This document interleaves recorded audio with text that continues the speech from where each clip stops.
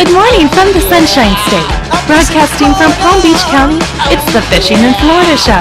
Sundays from 8 to 10 a.m. on the WCET FM network. And now, here's your host, Riscala. Good morning, good morning. It is the Fishing in Florida Show. I am your host, Riscala. This morning, going to be a little different. I have Carolyn with Atlas Trax. She's out and about. She's doing some traveling this morning. And I have Angelia. Angelia is the Florida Salty Cowgirl. She's going to be joining us as well.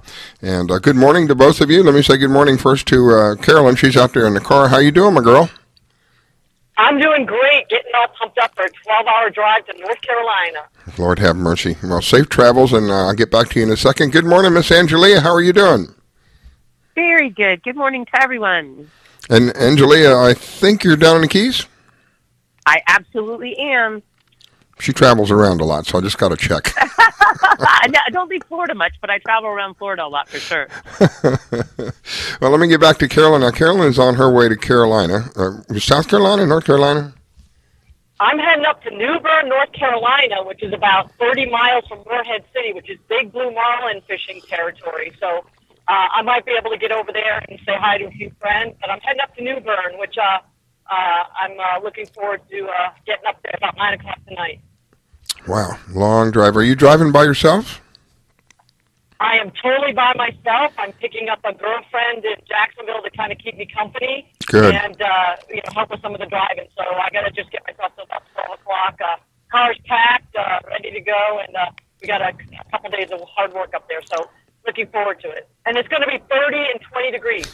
I was just going to say, Carolyn, I hope you packed your warm clothes because we've got that cold front coming that's going to bring cold weather all the way down to the Keys. So I know that the Carolinas are going to be cold in the next couple of days. I've got a pillow and a blanket right next to me, so whoever's in the co-pilot seat gets all the warm, comfy flannel stuff. So, yeah, absolutely. I think, and it's going to be a little wet rain tomorrow. So, we're definitely going to be snuggling up again. Wow. Awesome. Well, I'm looking at the map, and there's not a whole lot of anything going on right now. There's a little bit of stuff happening north of us, up around the Daytona Beach, Palm Coast, St. Augustine area. There's some activity happening offshore, but it's quite a bit a ways offshore. Doesn't seem to be anything happening. It looks like it's just crystal clear everywhere. A very small amount of activity down there near Key West, but other than that, we're generally clear. You seeing clear skies where you're at down there in the Keys, Angelia? It is an absolutely beautiful day, you guys, and we've had a lot of wind and a lot of weather in the last month, but the last probably 3 or 4 days have been absolutely perfect conditions outside. No rain, light winds, the water's been beautiful, the sky's been clear, no complaints down here at all. Unbelievable. After what we've gone through for... Exactly. It was like almost 3 weeks of that stuff, right? On and off, it was Yes. almost 3 weeks of that stuff. Well, today... In fact... Go ahead. I was going to say, in fact, it lasted so long that on Bayside and up on the reef, the water is still very cloudy and muddy from all of that wind and weather. Once you get offshore into blue water, it's perfect. But it'll take a while to clear out just because of all that violent weather we had. Wow. Well, today we're looking... I'm hoping it stays clear this weekend because I'll be back. There's that Fishing for a Cure tournament that was rescheduled to December 5. So I'm hoping I can get myself back for that if the weather's seas are flat for that next weekend. Yeah. I'll keep my fingers crossed. Yeah, you're just barely making it in, Carolyn. If you've got that, did you get a hot spot? Were you able to get a hot spot? I do. As a matter of fact, I have a hot spot next to me in the seat of the car. I've got 3 or 4 trackers on my dashboard so people can find me.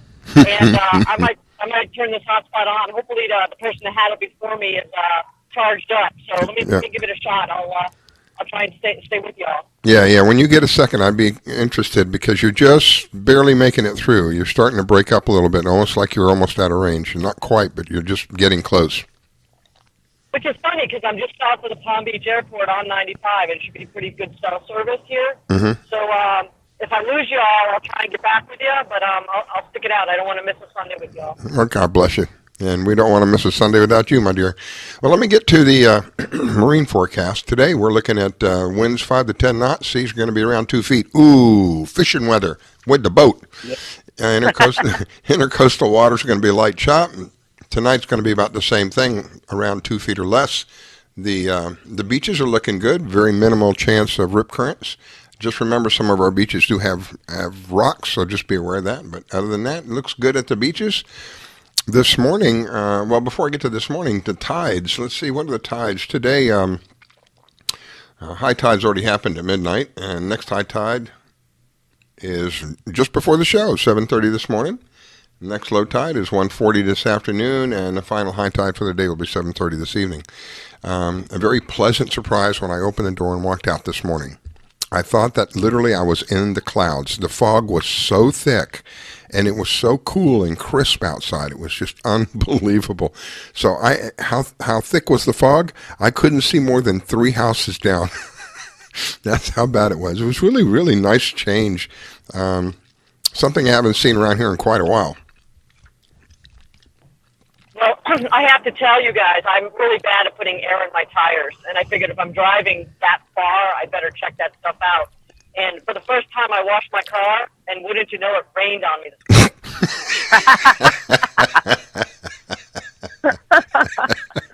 morning. I'm sorry, Carolyn.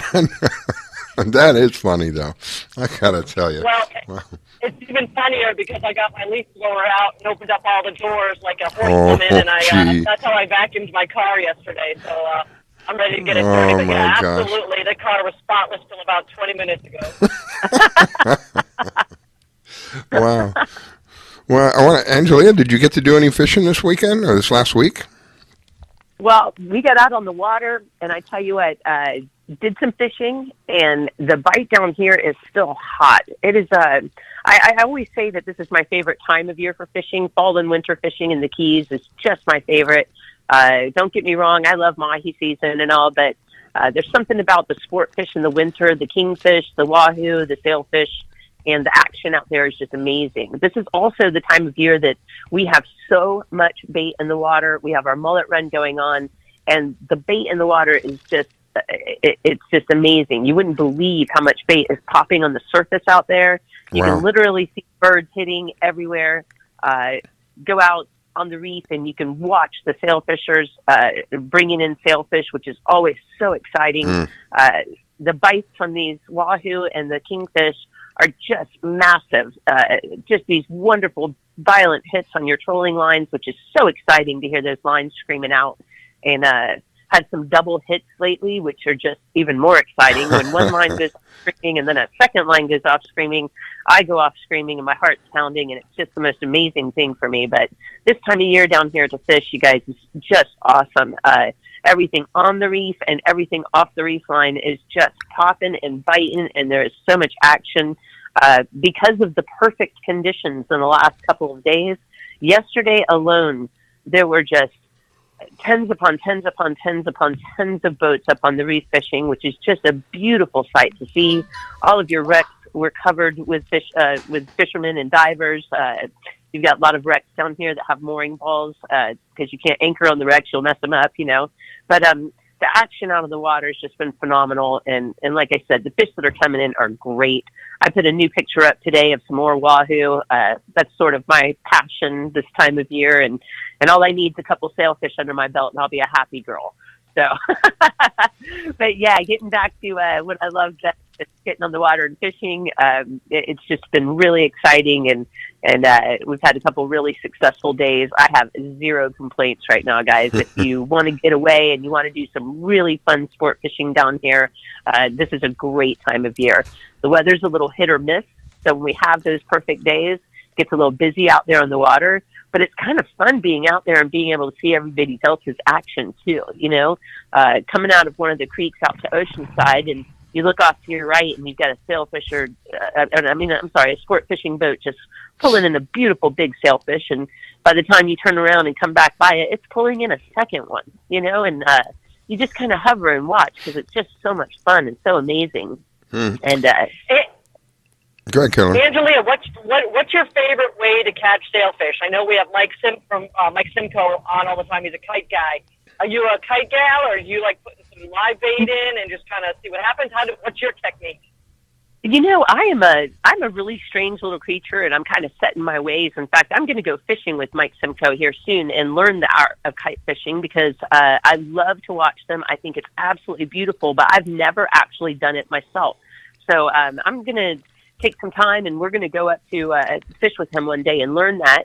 But I am very, very passionate about trolling, and I catch so many varied species while I'm trolling, and the way I've been trolling, and of course, you kind of hone your skill, and you adjust it and try different things constantly. But I catch sailfish trolling, and the same exact way that I would catch wahoo or kingfish or mahi or blackfin tuna. I don't switch it up very much, and I used to think it was kind of a fluke, but it's very, very effective. And just like Mike Simcoe, who kite fishes, just about anything will hit his baits on his kites. Just about anything will hit my baits on my trolling lines. But I'm a little bit lazy, Carolyn, and I never live trolled goggle eyes. It's a very slow trolling method, and I never high speed troll for wahoo. I kind of stay in the middle, because I have a theory that doing one or the other, the high-speed trolling or the very slow trolling with live bait, I feel like you eliminate so many different species that you could be catching. So if I stay somewhere in the middle, I generally troll, about 8 knots, you guys, for everything. And it depends on the seas, of course, which direction I'm going and how the seas are handling the boat. But it seems like I can catch the most amount of varied species, and I don't eliminate anything if I kind of stay in that range. I use pre-rigged ballyhoo with double hook sets, and I use my own skirts over them for the most part. And then I have a little thing for jet heads and teasers, and I've been running a cowbell lately that's been pretty darn successful. But yeah, I'm a troller. I'm a passionate troller. And some people get bored. We're in a ladies tournament up here, and You're breaking up, Carolyn. offshore. Try it again, Carolyn. Yes, sir. Yeah, we lost you. Oh, poor Carolyn. Yeah, but Am I back? There's a ladies tournament offshore. I heard that much. Yeah, you're in and out, Carolyn. This would be a good time to click on the All right, hotspot. I'm going to try and get to the sapphire, guys. Okay. Yeah, she has a thing with her called a hotspot. I've been very curious to see how well that works. This would be a good time to try that and see what's happening. You mentioned something a few minutes ago, Angelia, about you had a double on. I think it was Mike Simcoe who told me they had 5 fish on at one time. I'm thinking to myself, it is all pandemonium when I hook one. Can you imagine? So fun. 5 at one time, trying to keep them from getting tangled, trying to keep them from running across each other. Oh my goodness, I couldn't. It's just. But that's one of the advantages of dealing with kites is that it changes your odds exponentially because each kite can have up to three baits on it.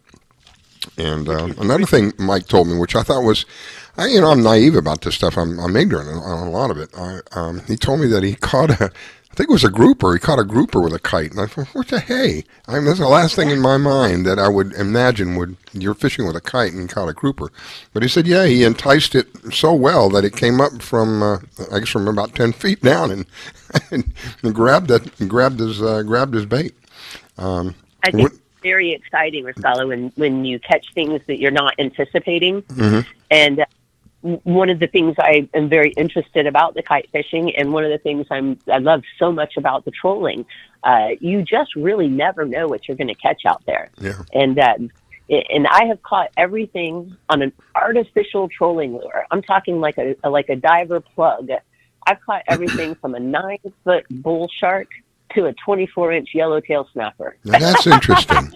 I don't know of anybody that I can remember saying they caught a shark on I guess it's possible on a lure. I always think of they want something alive or something that's that particular fish was a very interesting circumstance because it was 3 years ago and it was shortly after Irma, and since there wasn't a whole lot to do down here in the Keys during the rebuilding process when you weren't cleaning up and doing debris cleanup and helping your neighbors, we were doing a lot of fishing. But because of this horrendous storm that we had suffered, it seemed like nothing was biting except for predators because the fish was still rocked up. When that barometric pressure drops so bad like that and you get such a violent storm come through, the fish maybe won't come out from being rocked up for weeks because they know it's bad out there. The water was completely muddy and it was just really bad.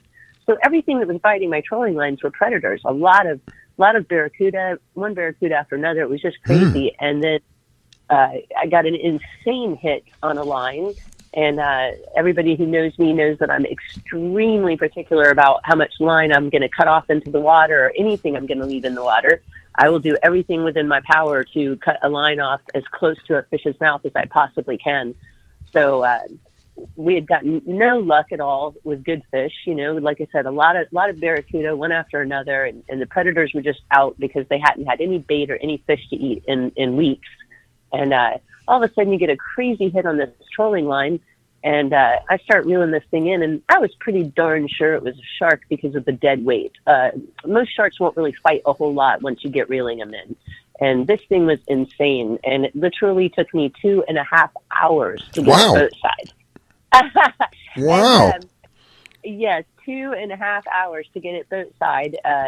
And I'm just, like I said, I'm not going to cut off a couple 100 yards of line. I don't believe in that at all. I'm really bad about not putting plastics and not putting things in the water. So we finally got this fish boat side about 2.5 hours into my fighting it, and wrapped a hand around. And it was a 40-pound test, by the way, guys.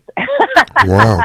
Don't just ask me how that happened. It was just a freak of nature, but got this gigantic, massive fish boat side, and my partner wrapped his hands around the line and pulled it up to try to get the lure out of his mouth, and at that point the line popped and the fish swam right away.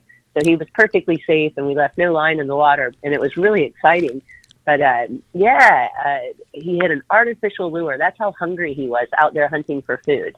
And that's the only thing I can think of, is they were just absolutely starving, the predators, at that point. The fish had not come out. The bait was not running yet. The storms do really weird things to our water and make the fish act really strange. But yeah, and then another day, Riscala, it was a really strange thing. I had like a 4-way slam that was just very, very unusual. I had like a kingfish, a blackfin tuna, a small mahi, and then at the end of the day, something hit one of my small diving plugs that I had out, because I'll run about 5 lines usually. And something hit one of the small plugs that I had out, and my partner and I go feverishly trying to get the lines in as this fish wraps around all of our other trolling lines. And I'm just couldn't figure out the type of me, what the heck it would be. And when I get it, where I can see it, it's a dang big flag yellowtail. Wow. And what in the, you would never think that, number one, they'd be off the reef, and number two, that they would hit an artificial lure. Usually yellowtail are kind of finicky about what they'll hit. Yeah. So yeah, it just goes to show you can catch just about anything when you're out there trolling or kite fishing or even bottom fishing. It's quite fun. Put a couple flat lines out while you're at it. Work your angles while you're out there. But as far as the multiple, Riscala, I'd love to tell you a quick story. We've gotten many double wahoo hits, and yes, that is an exciting moment, especially when you have 5 lines out, because there's usually just me and my partner on my boat, and we'll jump on those 2 lines, but somebody's got to reel in the other lines that don't have anything on them so that the fish don't tangle in them. And so you're running between lines trying to pull all these lines in and keep the fish that are on the hooks on. But there was one awesome day a couple of years ago where we actually got a triple wahoo hit with just the 2 of us on the boat. Holy smokes. And anybody who's had a wahoo, a big wahoo, hit a line and just start peeling off drag at the speed of light, smoking your reel basically. And everybody knows, I hope everyone knows, like you call it smoker kingfish. That's not because you're going to smoke him. That's because he literally will make your reel smoke as he's just peeling out line at the speed of light. I mean, it's a little scary. Your reel will smoke. And that's why they call them smoker kingfish. But there's some smoker wahoo out there. And we got this triple hit, and it was just amazing because the 2 first lines went off very quickly. And my partner's very good about reeling in the lines that don't have fish on them and letting me concentrate on the biggest one. And anyway, I jumped on this rod and reel and put my hands on the reel. And you guys, this fish was screaming out so fast that the reel, don't ask me how, literally just fell apart in my hands. I mean, literally, little tiny minuscule screws and springs popping out as this reel just fell apart in my hands. Wow. And as disheartening as that was, a third line had gone off, and I just dropped that reel in pieces and jumped on the third one. So we lost the one that he smoked the reel to pieces. But we did get the other two in. And yes, those are some of the most exciting times you can have out there fishing. Those are the moments that I live for. I control for 4 or 5 hours without a hitch just to wait for that exact moment.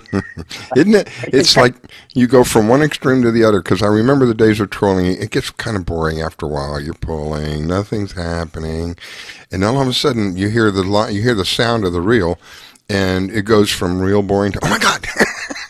Oh my God, everybody. Oh yeah.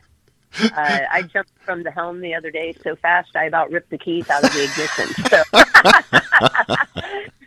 Oh my gosh! Lord! All right, we're gonna take a quick break, and we'll be back. You're listening to the Fishing in Florida show this morning. It's Carolyn.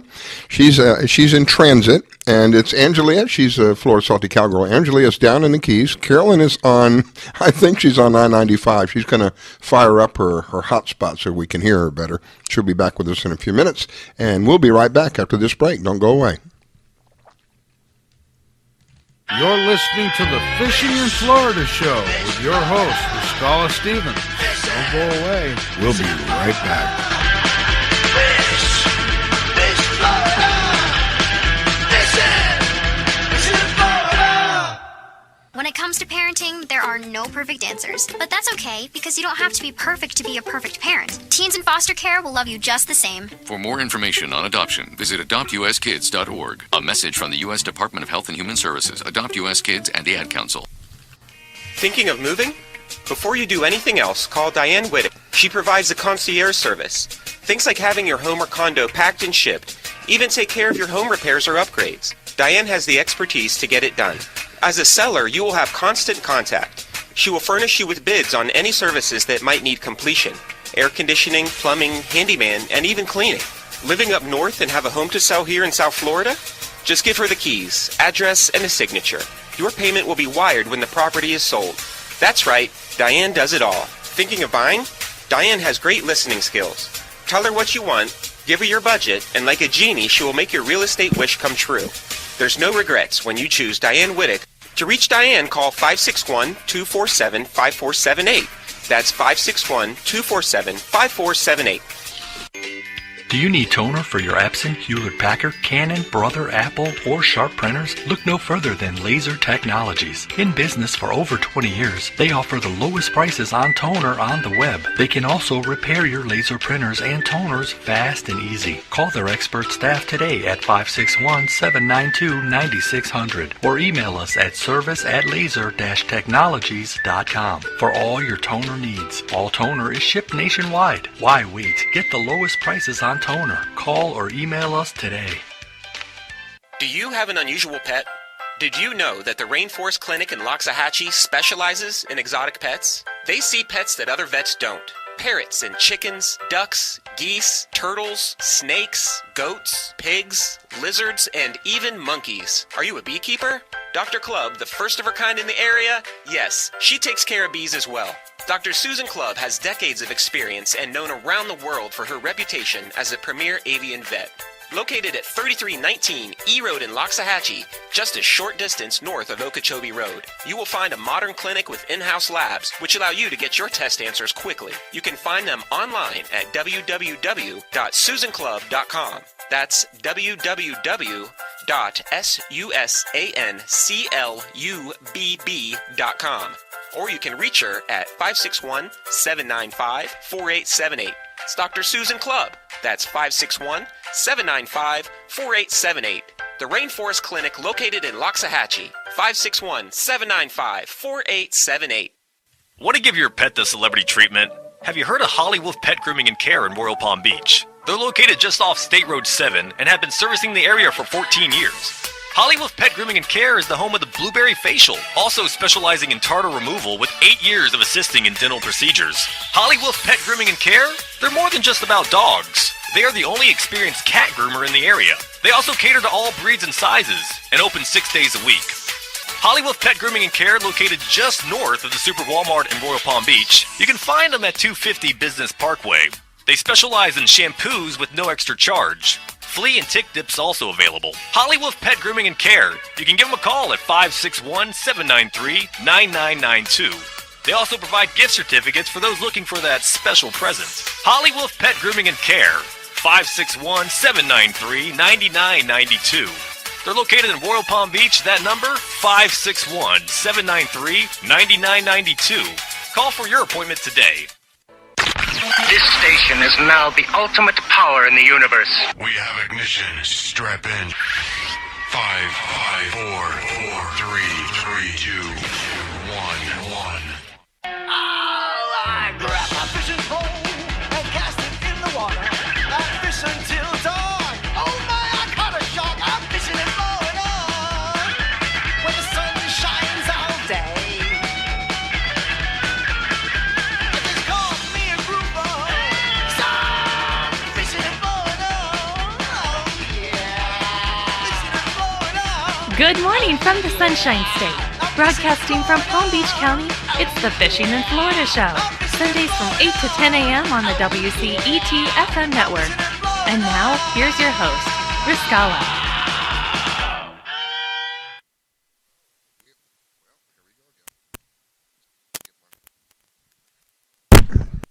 All right, trying to get my mic to work. It's giving me a fit this morning. It started this last night when I was I was trying to get it to work last night. Okay, we are back. It is the Fishing in Florida Show. If you missed part of the show this morning, have no fear, because we will have archives set up. And the way to find the archives is if you go to our Facebook page, you will see that there's a link there for the archives. They're actually on YouTube, but I haven't been able to get a query to work properly. If you go to YouTube and you put in Fishing in Florida, you're going to get a bazillion results, and none of them are us. So the easiest way to find them is get on YouTube, and give us a like while you're there. It makes us relevant in the searches, and you'll see links to the show there. A couple of different ways you can listen to the show. If you have the TuneIn app, you can go to Marina Rock Radio. Marina Rock is one of our affiliates. A big thank you, by the way, to Marina Rock. Marina Rock is Yacht Rock's sister station. Yacht Rock is out of Miami, Florida. So if you have the TuneIn app, you can find us on Marina Rock Radio. If you don't have the TuneIn app, we have our own app. It is absolutely free.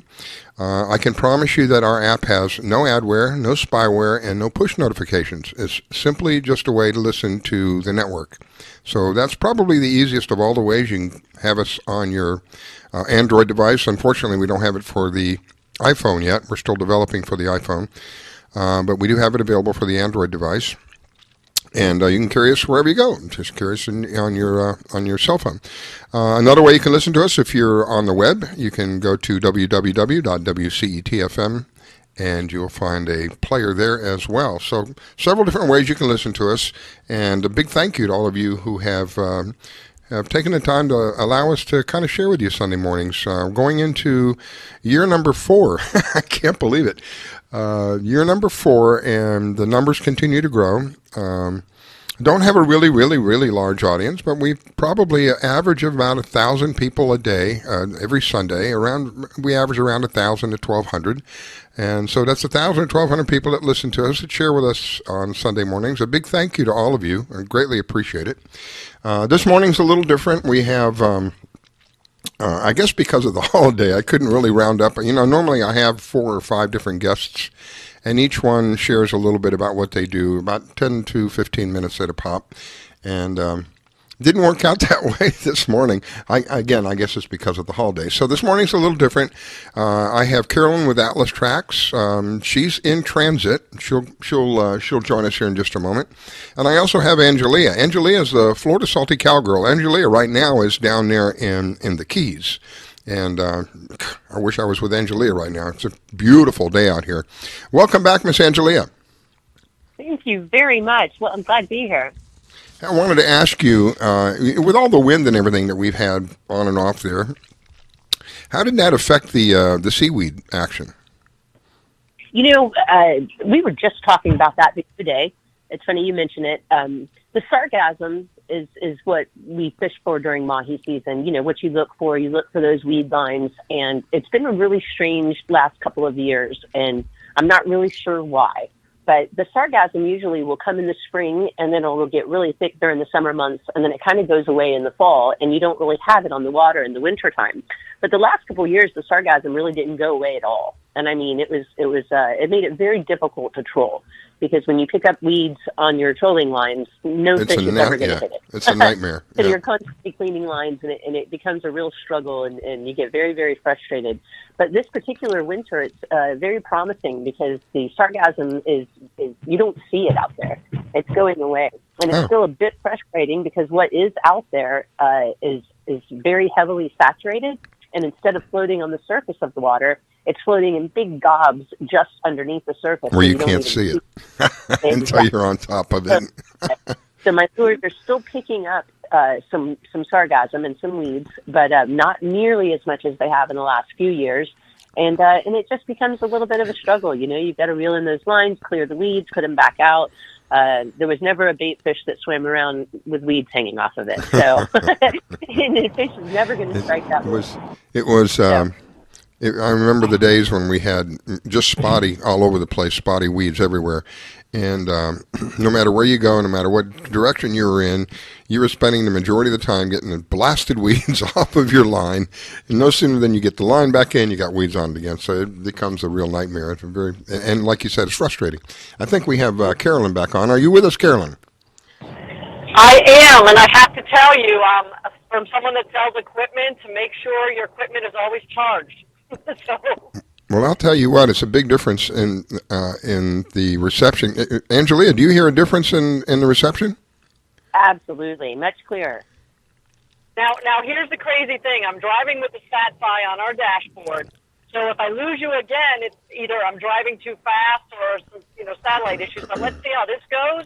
I just have it literally sitting on a piece of nonskid on my dashboard. Yeah, big difference in the reception, and if we lose you, it's probably because, don't lie to us, you're driving you're like a little rocket on the highway. She's gone.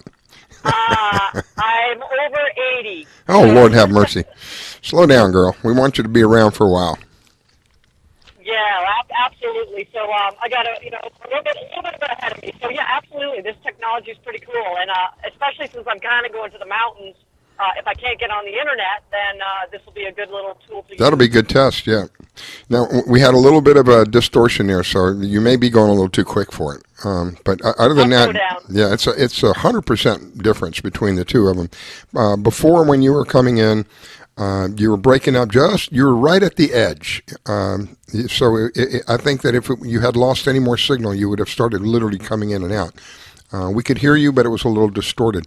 So this is a perfect test for the hotspot. If those of you who are not familiar with what we're talking about, Carolyn is with Atlas Trax. Atlas Trax provides a variety of different technology for you to either track your vehicle or in communications. Right now, the example that we're talking about is in communications. She's got this little thing called a hotbox. And what this hotbox does is it gives her literally on her cell phone her own little cell, if you will, her own little cellular service on her cell phone, but it's through the satellite. She can do, how many, Carolyn, 5? They say 6, so yeah, sure, up to 5 devices and tablets. So if I had somebody else in the car with me right now, they'd be able to log on to their laptop as well and do a little bit of work. Yeah. But this also has an SOS button on it. I sent you a photo of it. Yeah. So if I flip that little cap and I hit SOS, 2 people will get that location that I'm in trouble and distress and where I am. And I actually paid $1, I think, a month for helicopter extraction. So, Angelia, when you're in Alaska next time, wow. If you've got an issue, you hit the button and they come looking for you. Wow. That's awesome. That's phenomenal. So there is a big difference. And this is a great test for for this particular piece of equipment. So you have this piece of equipment with you, and providing you're not traveling 100 bazillion miles an hour like Carolyn is right now, you get pretty good service. I was really impressed with prior to you using it and then you putting it on and coming back on. Big difference between the two. So this is something for those of you who do a lot of traveling, and you may be traveling in the mountains. You may be going over to, we have a lot of people that, because we're here in Palm Beach County, we have a lot of people that go from here over to the Bahamas and Bimini and all that. And your cell service is not going to be good. This is something that it doesn't matter where you are on the face of the planet. This is the part that tickles me. It doesn't matter where you are on the face of the planet. There are so many satellites up there. You have one of these boxes with you. You can literally talk just about anywhere on the face of the planet. So there'll be other things we'll mention as the show goes on that Carolyn has. But I'm glad that we were able to test that, Carolyn. And so far, to me, it's a pass. There's a little bit of distortion there, but it's nothing like it was before at all. Big difference. Right, and I'll tell you right now, I slowed down my speed, and I'm really out like by Hope Sound, so I'm sure there's no cellular service here where I am. So this is great, and not only that, you can surf the internet, you can text back and forth to your phone, you can post social media. So I'll be playing with this a lot up in the mountains in the next. Angelia, where you are, I guess you have sporadic cell service because you're down there in the Keys. Believe it or not, it's pretty darn good down here. We don't get a lot of interruption in our cell service unless we have seriously bad weather. And I can maintain cell service just about everywhere I go on the boat. Wow. When I go over to the local humps, whether it be the Islamorada hump or the 409 or the Marathon, which I love to go out and vertical jig at, that's about, 14, 15 miles offshore. And I may lose signal when I get out there. But other than that, we're pretty set up with cell towers. In fact, some of the cell towers are my guide of knowing which direction to come in without even having to look at my chart. I know if I head for that cell tower, I'm going to get to that channel. So we have pretty good service down here. No complaints. You remind me of the days when I would drive. People may not know this, but the Keys had what we call cellular service. It was a little different, but they had... It came up as landlines down there. They didn't have lines per se going down there. They had microwavable telephone. I can't think of the right word. I can't think of the right word. Anyway, they had. When I used to drive down there, you could literally see there was I think it was 4 buildings that on the way down there that had these huge radomes on them. I don't even know if they're still there anymore. And the purpose of these things was to literally transmit phone calls from one position to the next. And so the Keys was one of the very first places in Florida that had, if you want to call it that, cellular service. This was back in the 70s. This was going on. It was like a relay service. Yeah, exactly like a relay service. I still can't think of the word I'm trying to think of. Transceivers, that's what they were. They were transceivers. They transmit and they receive. And it was used for the phone service down there in the Keys. I don't even know if they're still there anymore, but it was something that I would always get a kick out of looking at because I knew what they were used for. Are you referencing like the big cement towers? Yeah, there was I think 4 of them, and they used to have these big radome, these big round, almost like a satellite dish on them. And there was one or 2 dishes. I don't recall. I'm trying to see it in my mind. I don't recall 1 or 2 dishes on each of these towers as they were, and the whole purpose of that was communication. It was telephone lines. So the Keys were one of the first places in Florida, maybe even in the United States, that utilized wireless telephones. They just didn't know it. They just didn't know it. The one big cement tower that's still erect that I absolutely am very, very familiar with is in Key Largo. And believe it or not, through all the hurricanes and through everything, that big giant cement tower is still intact. And from what I understand from the history around here, that was one of those towers for that relay system. Yeah. And then later on, it became, they put some radio technology on top of it. And then it sat for many, many years with absolutely no purpose at all. We made jokes about it being the biggest cement birdhouse in the world. And just recently, they attached the 5G technology to that very large cement tower here in Key Largo. Oh, wow. And, the 5G technology for the cell phone. So we have very good reception down here. Wow. Communication is vital when you're out on the water, and You ain't most kidding. everybody down the water. So You betcha. Well, how are we doing there, Carolyn? We're good. You guys can still hear me loud and clear? Still hear you loud and clear. I'll tell you, I might try and do a little fishing when I'm up here because I was looking at the surroundings.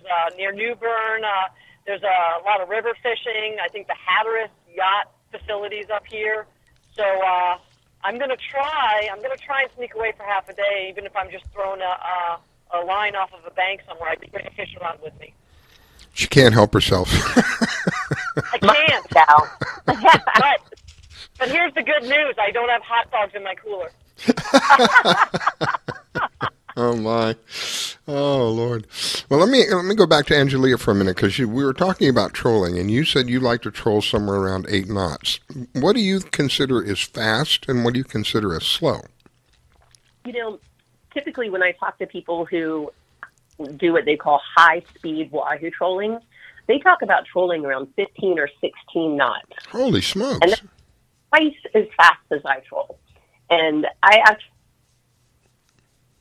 15 or 16 knots would break down to 18, 19 miles an hour? I lost you, Angelia. I don't know what happened, but you're gone. You need a hot spot. She needs a hot spot, Carolyn. Am I breaking up? Yeah, a little bit. I was moving around a bit. Okay. But yeah, everybody's got, what they believe in and what works for them. And, I have what works for me. But honestly, when I started trolling years back, we were trolling very slowly. I'm talking probably 4 knots, 5 knots. And we were doing pretty darn good. But as the years progressed and we started trying different things and experimenting more, we've moved it up to about 8 knots. And I'm very successful at that speed. Running 5 lines, you can control them pretty easily. You can avoid all the crab traps and the lobster traps that are out there right now, because this time of year you have so many snow crab traps and lobster traps out there. It's almost like running an obstacle course. And heaven forbid you catch one of those lobster traps with your trolling lines, it becomes a very big headache. You aren't kidding. So, yeah, you think you just caught the biggest fish in the world until you realize you caught that lobster trap, and it's just a pain. But yeah, about 8 knots. And like I say, my school of thought, and this is my own personal opinion, I think that when you troll very, very fast, you eliminate other species. And to me, that just doesn't make sense. At 8 knots, like I was saying, I've caught everything from sailfish to wahoo, kingfish, blackfin tuna, amberjacks, sharks, yellowtail snapper. I mean, just a little bit of everything at that speed. And for some reason, that's just kind of my sweet spot. People are going to agree or disagree, but I think do whatever works for you, you know? I agree. That speed is very, very comfortable for me. We troll in autopilot so that we can, maintain course very well, and both of us can work the lines, and, somebody's always watching for these crab traps this time of year and any other boat traffic. But it's just a very comfortable speed, and it seems like everything will hit at that speed. So it works for me. And you know what, Angelia? If you have clients on board that are chartering, it lets them participate and learn a little bit and not have to have the mayhem of kites and high-speed and tangled lines. So it allows people to participate with you when they hire you to go out fishing. And that is the absolute truth, Carolyn. It's a very, very comfortable speed. And at that speed also, if you do pick up any speeds, debris on your lines, you can reel them in and put them back, clear them, and put them back out without ever slowing the boat down usually. So it's a very comfortable speed, and yes, I really, really enjoy teaching people the art of trolling. When they come out with us to fish, I don't want them to just sit around and wait for a line to go off. I want them to be interested in how you rig it and what kind of bait we're using, and all of the little interests. I have a good time teaching people, and it is a very comfortable speed to teach people and people to be active and be involved in what's going on there on the deck. And that's a big part of when you take people out fishing. You want them to be very involved. You want them to be interested. It's fun, very fun. And that's how you keep it going. Is you keep the interest up. So I just did a little calculations on if somebody's trolling at 15 knots, that comes out to almost a little over 17 miles an hour. That's pretty quick. Absolutely. And they do it all day long. And there's people who just die hard believe in it. And I'll never say they're wrong, because if it works for them, then by goodness, just do it, you know? Mm-hmm. But there are people that do it. And I see the guys out there that are trolling very quickly. I mean, twice as fast as I am. And I kind of giggled last week. I had a couple wahoo in the box, and I'm wondering, you know, do they have any in the wahoo in the box? I'm just curious, you know. It's like, are they really catching anything at that speed? And I know that people do.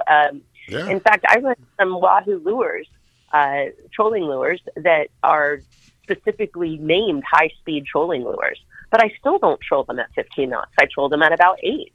So they just are a little heavier heads, and they will ride lower in the water. So you're still working your water tables.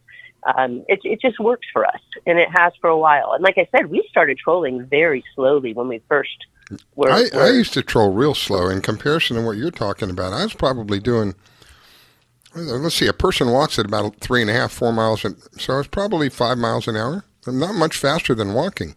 What I used to troll. That's what we started trolling at. You know, we started trolling at 4 or 5 knots, and it seems like we kept bumping it up a knot and bumping it up a knot.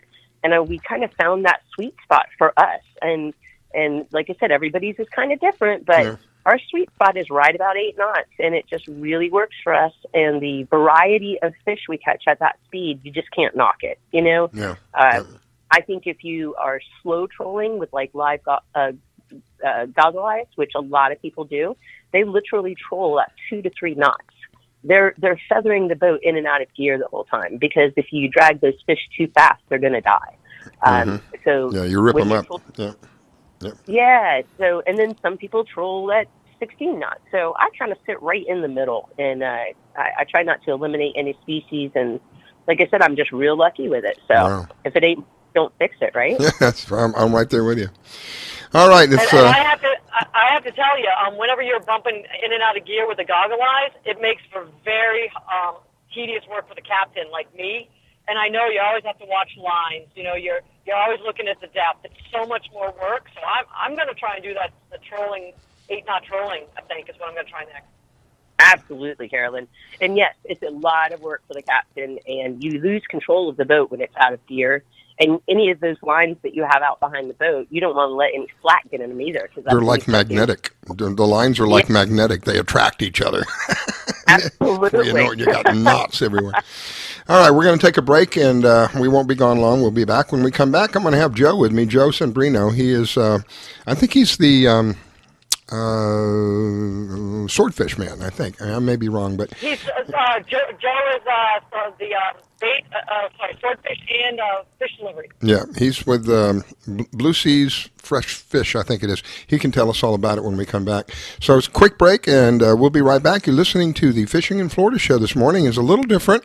I have Carolyn is in transit. She wasn't able to be a co-host per se, because she's in transit. She'll be in and out. So I've got Angelia. Angelia's down in the Keys, and she's given us a straight-up answer about what's happening down in the Keys. It's a beautiful day here in South Florida. If you're not in South Florida, I feel sorry for you today. This is one of the days that we literally live for here in South Florida. Here we go.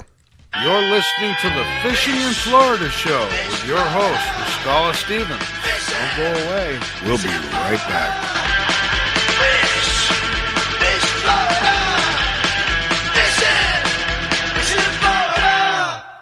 When it comes to parenting, there are no perfect answers. But that's okay, because you don't have to be perfect to be a perfect parent. Teens in foster care will love you just the same. For more information on adoption, visit adoptuskids.org. A message from the U.S. Department of Health and Human Services, Adopt U.S. Kids, and the Ad Council.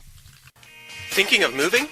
Before you do anything else, call Diane Whittick. She provides a concierge service. Things like having your home or condo packed and shipped. Even take care of your home repairs or upgrades. Diane has the expertise to get it done. As a seller, you will have constant contact. She will furnish you with bids on any services that might need completion. Air conditioning, plumbing, handyman, and even cleaning. Living up north and have a home to sell here in South Florida? Just give her the keys, address, and a signature.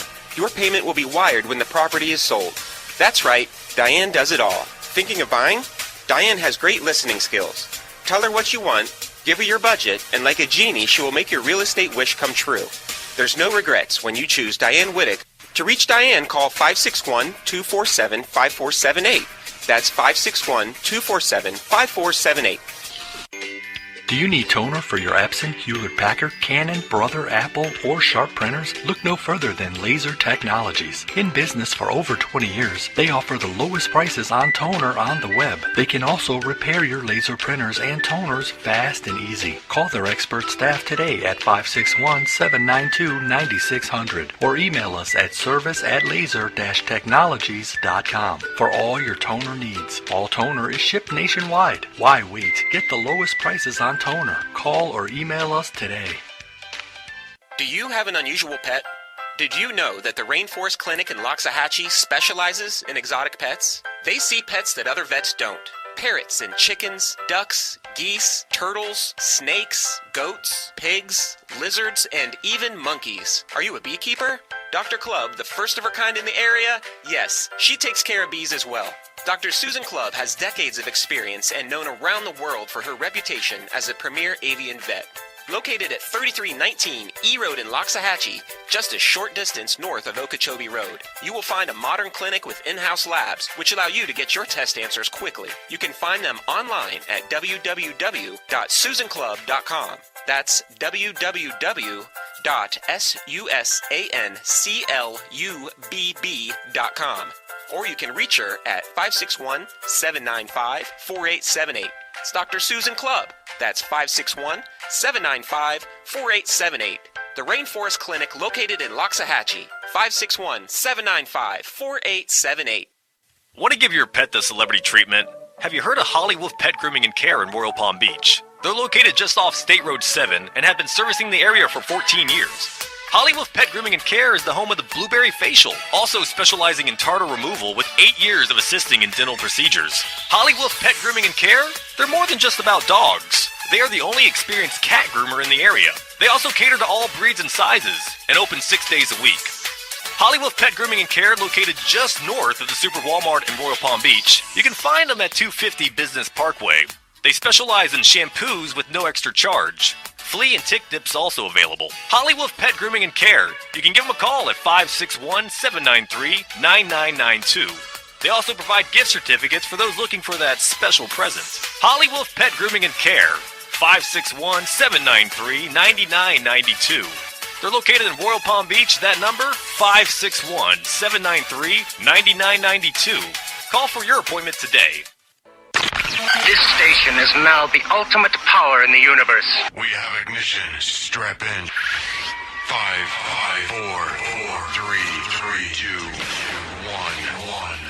I grab my fishing pole and cast it in the water. I fish until dawn. Oh my, I caught a shark. I'm fishing and blowing on. When the sun shines all day. I just caught me a grouper. Some fishing and blowing on. Oh yeah, fishing and blowing on. Good morning from the Sunshine State. Broadcasting from Palm Beach County, it's the Fishing in Florida Show. Sundays from 8 to 10 a.m. on the WCET FM network. And now, here's your host, Riscala. All right, we are back. It is the Fishing in Florida Show. Good morning. If you're just joining us, we will have archives set up on the Facebook page. Go to Facebook, find Fishing in Florida. You'll see a link to our archives, which are actually on YouTube. Several different ways you can listen to us. If you have our app, that is probably the easiest of all of those ways. The app is absolutely free. There is no spyware. There is no adware. There are no push notifications. Just a way for you to be able to listen to our network. Next easiest way, if you're a Facebook fanatic, you can go on Facebook and find Fishing in Florida on Facebook. Give us a like while you're there. Click on Contact Us. That will get you onto the live server. If you're on the web, you go to www.wcetfm.com, and we have a player there. If you have the TuneIn app, you can go to Marina Rock Radio. A big thank you to Marina Rock for allowing us to use their lines Sunday mornings. They're one of our affiliates. Greatly appreciate that, Marina Rock. You can go to Marina Rock Radio on the TuneIn app. You can find us there. So several different ways you can find us, and we are happy to have you with us always. This morning I have Carolyn with Atlas Trax. Carolyn is in transit this morning, and we're actually doing a test. We're utilizing the hotspot, which we have spoken about many times. If you are in an area where you're going to have weak cell service, you got to talk to Carolyn about a hotspot. A hotspot turns your cell phone into a satellite phone, and so there aren't very many places on the planet that a satellite phone won't work because it's not limited to the ground. It's coming from up, around the planet. So welcome back, Miss Carolyn, and how are you doing? I'm doing pretty well, and I think the reception is really surprisingly well for the speed that I'm driving. Big and difference. I'm thinking what's so great about this is I'm using my existing phone with my existing contacts, and all my text messages follow my phone. And of course, we sell satellite phones too, but then you've got to program all the numbers in, make sure you have that one charged up as well. And this is great to travel with people and have up to 5 devices connected. So I think that's pretty cool. I love the technology. And along with Carolyn this morning, I have Angelia. Angelia is also known as the Florida Salty Cowgirl. She's down there in the Keys. Welcome back, Miss Angelia. Good morning. I'm glad to be back. And let me welcome our next guest, Joe Setimbrio. Joe, I think, is the sword fisherman. I'm not sure, but we'll find out in just a moment. Good morning, Joe, and thank you for taking time to share with us. Hi, good morning, Riscala. Good morning, Carolyn. Hey, Joe, what's going on? Not too much. I'm sitting in my backyard watching the school of Jack Crevalle tear up some mullet. Oh, wow. It's a pretty morning to be outside. Florida show. Yeah. So where are you at, Joe?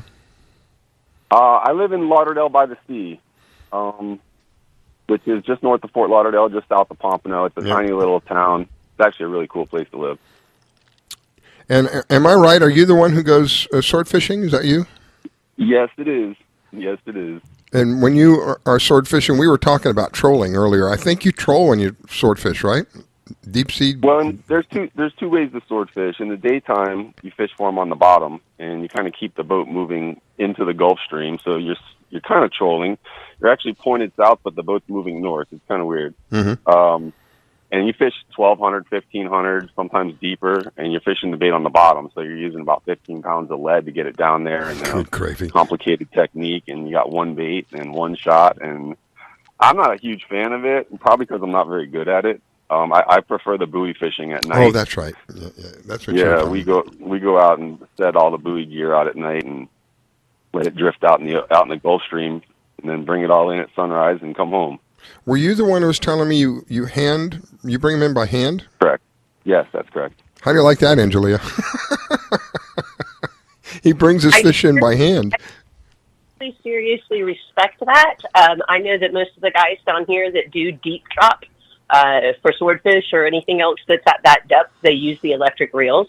And as an old school angler, I don't really want to mess with electric reels, so I completely respect the fact that you're hand reeling things up from over 1,000 feet. That's unbelievable. Actually, the buoy fishing, what happens is swordfish live during the day on the bottom, and then they come up and feed, in sometimes 100 foot from the surface at night.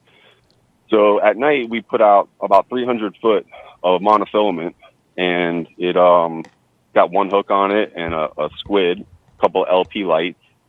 And we set it out there, and all the gear sits in a straight line over about 4 or 5 miles, and none of it's connected. They're all individual, so they got lights on top of them. And when a fish bites, you'll notice a buoy will get out of line, sometimes way out of line. The further out of line, the better, because really big swordfish like to take them for a mile before you find them. Wow. So we lose them sometimes at night. You don't always find them. Sometimes they go under and they don't come back up. It's crazy at night. Wow. But the hand gear, the hand line, we don't hand line 1,000 feet. It's normally less than 300 feet, and it's actually a really great way to fight a fish. You can feel everything. I think you can give it the perfect amount of tension, where a rod and a reel, it looks pretty, but the hand lining is way more effective for landing large fish. It just gives you a lot of So, Joe, I have a question. So when you're bringing in 300 yards of line and putting it all over the deck, what do you do with it once the fish is in the boat? You just put it all back out again? How do you not tangle it around your legs and your chairs and stuff? I mean, you're just laying it on the deck, right? it's definitely an art of teamwork. We use baskets, big old shrimp baskets, and we kind of try and keep the line in the basket so that doesn't happen. Because just because you got the line in doesn't mean he's not going to take it all back out again. Some of these fish are giant, and they just do whatever they want to do. Sometimes they let you pull them in, and then all of a sudden they wake up when they get close to the boat, and they take all the line back out, and you got to throw the buoy back in the water, and you got to attach another fight line onto the buoy and just let it go because you can't stop them. They're literally unstoppable. Wow. That's awesome. But most of the fish we catch are in the 50, 60, 70 pound range. So they're not, they're not all like that.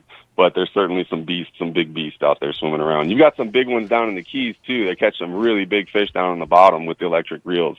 A lot of big swordfish down there. Swordfish down here, and I'm sure everyone's aware of Nick Stanzik out of Bud and Mary's that caught that monster last year, or maybe it was a year and a half ago or so, because I think it was even on national news for a while. So there's some monsters down here. That was like, what, 700 or 800 pounds or something like that? I do believe it was right around 800 pounds. He had one older couple on the boat as paying passengers, and boy, did they get money's worth. What a fishing trip that was. I was trying to get the passengers on the show to share with the listeners how exciting that must have been for them. Because from what I understand, they came from up north. I don't think they've really ever experienced anything. I don't know many people who have experienced something like that. I'll work on that for you, Scholar. I just thought it would be nice to have him on to kind of share. I bet it was really, hair-raising experience. My gosh, and the size of that thing was unbelievable. Now, Joe said something that I was going to ask you about earlier. Joe mentioned about the Gulf Stream and how they're pointed south, but they're going north because the Gulf Stream itself is constantly headed north. When you're out there trolling, Angelia, are you trolling across the Gulf Stream? Are you trolling north and south? Are you trolling east and west? Are you doing all? I usually run the reef line that runs like north, east, and southwest here. And the Gulf Stream is a few miles off of the reef edge, and it varies depending on where you're at. It doesn't come in very, very close here. So I do not troll in the Gulf Stream itself. Mm-hmm. Have I trolled across it? Completely perpendicular across it? I'm sure that I have. Mm-hmm. But it's not actually troll in the Gulf Stream. Where we're at down here, it's a little bit offshore, so we really don't have to worry about it too much. I think it comes in closest up in North Key Largo around Molasses Reef. And then, of course, it comes in closer, to my understanding, up around Miami, Fort Lauderdale. It gets real close up here. We're really, you can go 3 or 4 miles offshore here, and you're in it. Yeah, more north, because, our islands curve around to the southwest, so so it's a little bit further offshore for us. But no, I don't particularly play in the Gulf Stream too much. Not to say, like I said, that I won't cross it with my lines out, but I'm not concerned with trolling in it. So, if I understand what you're saying, are you trolling kind of parallel to the shore, sort of? I like to run along the reef line, and I may run 4 miles off the reef line. I may run a couple 100 yards off the reef line, but I do love that reef line. Yeah, okay, but what I'm not clear about is, so you're in general direction, you're going north and south. You're going right? Okay. Generally speaking, yes, I'm going north and south. If anybody knows the way our islands curve to the southwest. I know, but I wasn't real clear. I thought you might be going east and west across the. No. In fact, I always say north and south just because everybody down here kind of knows what you're talking about. Yeah. But I usually go north and south up and down the reef line in everything from the northern Keys to all the way down to to Marathon. I've done that, and like I said, some days I feel like it would be better going a little bit farther off the reef line. Some days I want to skim that reef line. I'm a weird little superstitious. So when I say I have a feeling this is going to work today, I go with that feeling. Sometimes you're right and sometimes you're wrong. But yeah, generally speaking, with that, when you get any kind of depth change, you're going to get a lot of fish, a lot of bait will wash up. Mm-hmm. So when you go from reef to where it drops off to deeper water, some places it only drops off about 50 feet. Some places it drops off almost 200 feet. Yeah. So, really interesting terrain at the bottom, and I love to run charts on one screen and bottom reader on the other screen because I'm always looking for interesting bottom, and I love to see what kind of fish are down there. And lately, man, there's just been an amazing fish show almost everywhere. It's just been really, really good down here. Well, I think Joe just got back from doing Did you just get back from doing a fishing trip, Joe? Oh, I do a fishing trip just about every day. Yeah. So, yeah, and Angelia, you've not spoken with Joe. What's so cool about Joe, he also has a business where he does fresh fish delivery to the Broward County, typically, so people can order and get fresh, vacuum-packed meals or fish to them, once a week if they like. That is tell us awesome. about that. Yeah, we deliver fresh seafood 3 days a week, Monday, Wednesday, and Friday. We fillet it, vacuum seal it, and deliver it the same day.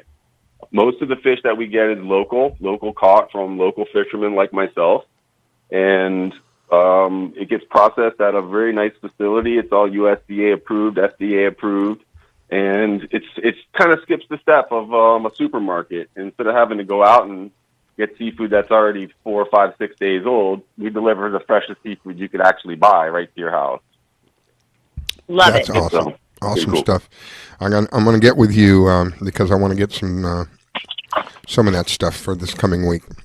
Yeah, Riscala sent me a text that he's looking forward to the salmon, and Yeah, man. obviously the salmon isn't local. Yeah. But get salmon. They kill the fish on Sunday in Scotland, and it gets shipped here. We get it on Tuesday. We process it Wednesday morning, gets filleted and vacuum sealed and delivered to you for dinner Wednesday How night. awesome is that? I love I it. don't think you can get salmon in South Florida any fresher Awesome. than that. Oh my God! And now the only one that's on the line right now that may have been able to catch it any fresher than that would be Angelia. She spent a summer up in Alaska. Did you get to see any of them while you were up there? I not only got to see them, but I learned a new art of fishing called flossing, and you use a fly rod, which I've never been much of a fly fisherman, and I've never been much of a freshwater fisherman either. But I got taken by a group out to the Kenai River, and I had no idea what I was doing. I had no idea what I was getting into. The whole Alaska thing was just an adventure, and I just went with it. And so I ended up in the Kenai River, and it's freshwater, and the sockeye salmon were running. And in Alaska, it's really interesting because they have sonar balls on either side of the river at certain spots, and they actually have a report every single day from the Alaska Fish and Game of how many salmon have come up the river. Wow. And when the number hits at like the beginning of the sockeye season, when they're running up the Kenai River, the limit, let's say, will be three fish per person per day. And as soon as the number hits like 75,000 a day on those sonar balls, the limit doubles. So like overnight, the limit will go from 3 per person to 6 per person per day. And I got taken out there, and it was the most amazing experience because there were literally hundreds upon hundreds upon hundreds of people and waders out in this river flossing for sockeye salmon. I'd never seen anything like it in my life. It was just amazing. And they put me out there in hip waders in 50-degree fresh water with a fly rod, and I was unfamiliar with every bit of it. And it took me a little while to get the hang of it. And once I did, I was absolutely addicted, and actually hiked out there with my partner a couple more times and did it on our own. And I got absolutely addicted. I caught so much sockeye salmon. And I was already catching way too much halibut. So speaking of the fresh halibut, fish, oh my gosh, really spoiled catching all this fresh salmon and eating salmon every day. And I wanted to keep fishing, but I had already caught, an obscene amount of fish. And I don't believe in killing anything that you're not going to eat. So I literally, they had a service up there with the company that I was working with, and they vacuum packed the fish and shipped it anywhere you wanted it to go. So here I am in Alaska, and I literally shipped like 50 pounds of fresh fish to my parents here in Florida. I shipped 50 pounds of fresh fish to my son here in Florida from Alaska. And they ate fresh, I say fresh, but they vacuum packed, frozen halibut and salmon and rockfish for over a year from what I sent them. So, when it's vacuum packed, you can really keep. Joe, when you vacuum pack what you make or what you put together, I know at least 6 months. How long do you think you can hold something vacuum packed? Without freezing it, or once it's frozen, when you freeze it.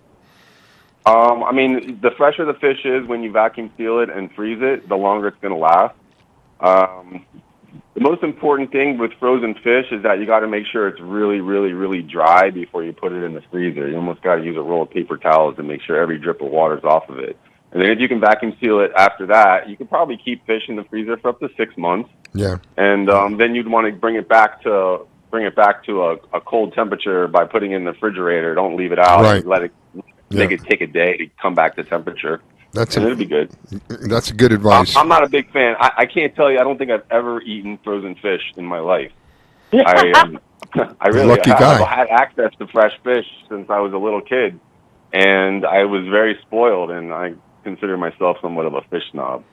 But I have eaten fish all over the world, and I've eaten some incredibly good fish in some really crazy places. You know, I have to interject. I use the exact same term. I call myself a fish snob. I only eat fish that I caught and I cleaned or I witnessed, and the fish in some of the grocery stores kind of turns my stomach because it doesn't look right and it looks old and it looks dry. And I'm really a fish snob. I won't eat fish from restaurants at most times just because I have so much of my own. And then once I freeze it, I will not eat it myself. I will take it out and I will smoke it and make fish spread after that. But once I freeze it, I'm done. I'll give it away or I'll make fish spread out of it. Wow. So I'm also I'm with you. I'm with you. We would get along good. I actually, I don't know if you guys know this, but I don't know, maybe 8 years ago, I was the host of a fishing show on the Outdoor Channel, and I got to fish the most incredible places in the world with some of the most incredible anglers. And I only did it for, I think it was 5 episodes. It was a nice little break. It was really hard work, and I didn't get paid hardly at all for it. Well, one of the trips I went on was to Brazil, and I stayed with a native tribe of Indians on the Xingu River. Oh, wow. And I got to fish waters that had really never been fished conventionally with rod and reel, ever. And I could tell you, I ate everything we caught, and some of it was the most amazing fish I ever ate, and some of it was gag. Like the first bite or smell of it was just like, I can't do anymore. But it was really neat. We one of the best fish I've ever eaten was a peacock bass out of the Xingu River, freshwater, absolutely delicious, and we ate it almost every day. Now that's we have people here, and we have peacock bass here in Florida, but I don't think people eat them here in Florida. I think it's because the high mercury content in the water. Our water is so bad here, I wouldn't eat any of the freshwater fish here. That's sad. I did when I was a kid. We ate bass. We caught largemouth bass when I was a kid in Plantation out in Broward County, West Broward County. We used to eat largemouth bass out of those lakes all the time, but I would never do it now. I think the water is way too polluted. Yeah, we haven't been good stewards of the water. It's something that we need to do. Freshwater. That's something that we need a little work on, because we have people that go out of their way to see to it that the saltwater side is taken care of. We have CCA of Florida. We have Ocean Aid 360, and there's a couple other ones that don't come to mind right away. But these are people that go out and actually help the environment get better. So everybody wins. When I say everybody, I mean everybody. The environment wins, the fish win, the people win. So it's a win-win kind of thing. We need to have that kind of focus on the freshwater too, because it has sadly it has dropped quite a bit. I hear Carolyn. I couldn't agree with you more there. Riscala, about the freshwater side, because there are some great organizations helping keep the beaches clean. Yeah. But the problem is Florida's filled with springs, and all those springs flow south, and they all end up in Lake Okeechobee, and then that is a very polluted body of water. Yeah. It ends up going east and west now. It never used to. It all used to go south and used to filter itself down there through that beautiful mangrove system we have. That's correct. But now it goes east and west, and what's going on is it's getting into our reefs. And anybody that's a diver that spent time underwater in Dade, Broward, and Palm Beach County over the past 20 years will tell you the changes that they've seen, the type of coral that's dead now that was there 20 years ago, it's non-existent. And I believe it's all because of that fresh water that gets pumped out east and west. I agree. That's not the way God made it. He intended it to go down into the glades and filter itself out down into the bays between the Gulf and the Atlantic. And man has gotten in the way and decided that he can do a better job by literally excluding this water east and west. And in 1 year, I think it was 2 years ago, because of this water, they'll never convince me otherwise. Because of this irresponsible drainage of the lake, we had 140 miles on the west coast of Florida of dead sea life. 140 miles because of this irresponsible draining. They've been a little bit better about it lately, but it's still a major problem. When I first learned about this, I was shocked. They were trying to blame the red tide, which is a cyclical thing, which does happen. I mean, I've seen red tide. I was in Naples one time when they had a red tide many, many years ago, long before any of this stuff. So this is 40 some odd years ago, before they really had this. I remember too. So I know that's that it happens, but this was far and beyond just red tide. These waters that were being drained from the lake to the east and the west, and primarily is the west at that time, was like a steroid to this red tide. And for 140 miles, we had literally tons of fish washing up on the shore. It was heartbreaking to see this. Yeah. Again, we've gotten a little better about it, but we still need a lot of work, and it does need attention, much more attention than it's getting. So maybe that's something we'll see if I can find some people who can maybe get the word out there, who to talk to, how to take better care of that particular body of water, because that's every bit as important as the ocean. Lake Okeechobee is kind of like an ocean in and of itself. It's a miniature ocean, if you will. We've got to take care of it. If our bodies are 80% water, what are we doing if we're not taking care of the water around us? It's not going to be good for us. So that'll be something I'll take a look into and see if we can find somebody that can give us some information, how we can make an effect on that, who to write to, who to speak with, that kind of thing. I had a freshwater activist on 4 or 5 years ago, but I haven't heard from him in quite some time. And he was one of them that was writing to the governor in different places that was responsible. South Florida Water Management and those kind of people. I'm getting a lot of noise from Carolyn here. She must have rolled a window down. Put her on. I'll mute her for a minute. She must have rolled her window down because it was getting really noisy. Anyway, we'll look into that. So let me get back to Joe, because we're kind of running down on the time here. I want to ask him while we're at it here. I think you have a website that people can go to. Yes, it's blueseasfreshfish.com. It's super simple. We have about 8 to 10 different types of fish that are available.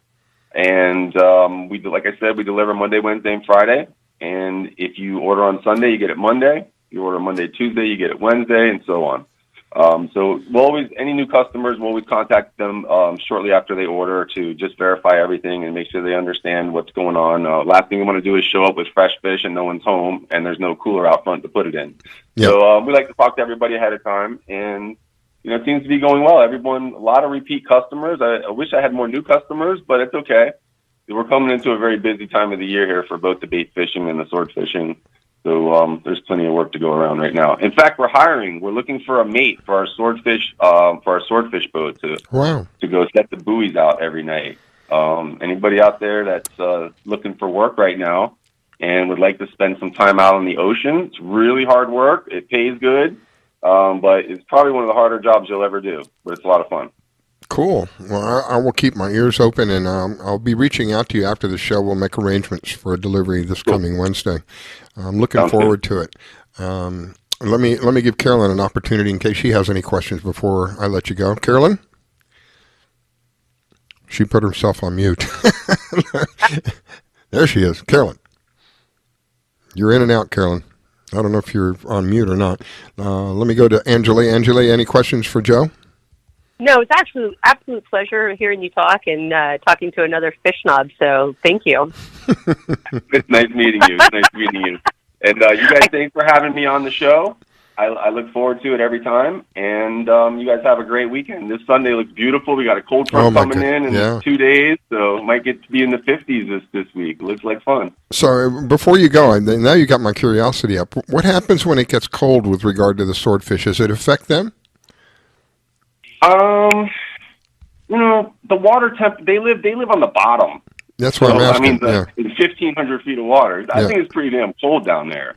I don't think a little cold front, when we get from 80s to like the 60, I don't think it does much. I will say the pressure, when we get cold fronts, they're generally low pressure systems, and the barometric pressure will definitely affect the fishing. Mm-hmm. They generally like to bite really good before the front and up until as the pressure's dropping, but then once the pressure drops, it's usually game over. Might as well keep it in. But normally it's really windy and wavy and it's rough at that time, so it's a good time to stay in. The sailfish like that weather, though. So you, hang on a second, Angelia. I just want to be clear about this. In your opinion, it's as the barometer is changing is the time to fish? Are you there, Joe? Oh, yeah, I thought you were asking Angelia. No. Yes, I believe, like if you look over the next 3 days, you'll notice barometric pressure is going to drop maybe 10, 15 points because we have a cold front coming through, which is a low pressure system. Mm-hmm. And as that pushes down and pushes in, the pressure is going to continually drop. As it gets here, it's going to bottom out. And once it bottoms out, in my opinion, I think the fishing is not very good at all at that point. For the fish that I target, at least. I'm going to 100% completely agree with you, Joe. When that barometric pressure drops, like you said, 15 points, the fish completely don't bite. It's done. Yeah. You're done for a couple of days. And I mean, it goes from the whole food chain too, because I catch goggle eyes and pilchards is one of the boats I have. So we bait fish, and then we catch one of the bigger fishes on the food chain, the swordfish, and a lot of the fish in between. We have permits for them as well. But as the pressure is dropping, they normally it's like a last hurrah feeding, and they really bite really good. But once it bottoms out, it seems like it's over, and it happens pretty quick. It'll go from a red hot bite to just you can't get another sniff for the rest of the day. Wow. Good information to have. I greatly appreciate you taking the time to share with us, and it's always a pleasure to have you on. And like I said, I'll be reaching out to you. I want to get a delivery this week. I want to get some fresh seafood. I'm looking forward to that. Well, all right, guys. Enjoy the rest of your holiday weekend. Have a good one. God bless you, my friend. Thank you so much, Angelia. I'll give you an opportunity to say goodbye, and we'll go on a break. Yeah, thank you very much. It was a pleasure speaking to you. Have a great day. All right, guys. Bye-bye. So long. We'll be right back. You're listening to the Fishing in Florida Show with your host, Scala Stevens. Don't go away. We'll be right back.